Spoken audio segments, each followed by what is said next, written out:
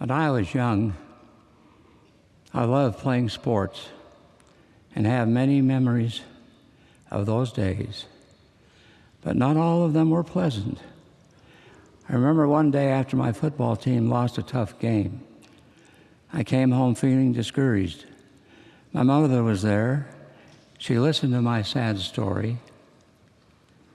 She taught her children to trust in themselves and each other, not blame others for their misfortunes, and to give their best effort in everything they attempted.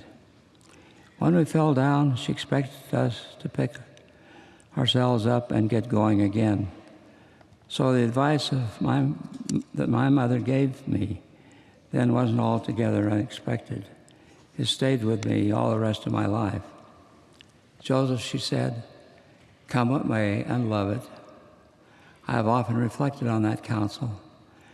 How can we love days that are filled with sorrow? We can't, at least not for the moment. I don't think my mother was suggesting that we suppress discouragement or deny the reality of pain. I don't think she was suggesting that we smother unpleasant truths beneath a cloak of pretended happiness.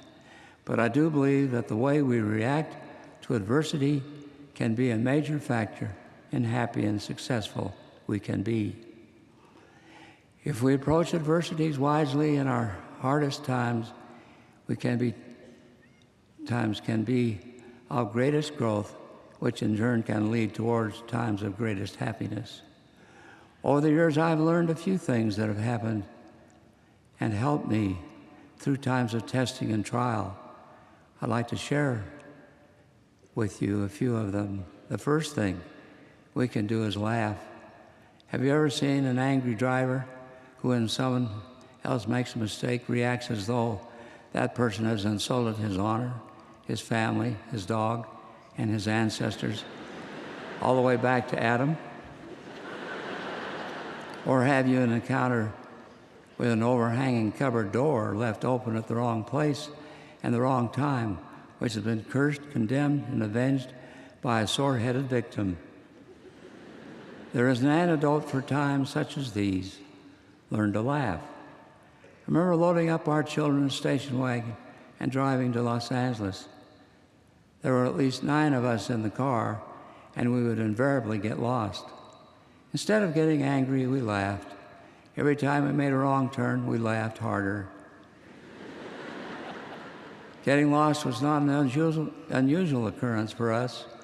Once, while heading south to Cedar City, we took a wrong turn and didn't realize it until 2 hours later we saw welcome to Nevada signs.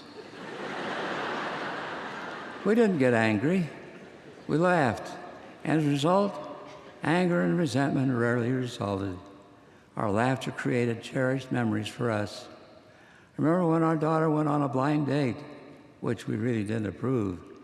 She was all dressed up and waiting for her date to arrive when the doorbell rang. In walked a man who seemed a little old, but she tried to be polite. She introduced him to me and my wife and the other children. Then she put on her coat and went out the door. We watched as she got into the car, but the car didn't move. Eventually, our daughter got out of the car, red-faced, and ran back into the house. The man she thought was her blind date had actually come to pick up another of our daughters who had agreed to be a babysitter for him and his wife.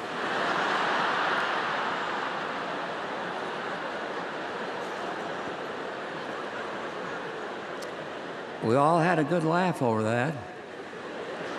In fact, we couldn't stop laughing. Later, when our daughter's real blind date showed up, I couldn't come out to meet him because I was still in the kitchen laughing. Now I realize that our daughter could have felt humiliated and embarrassed, but she laughed with us, and as a result, we still laugh about it today.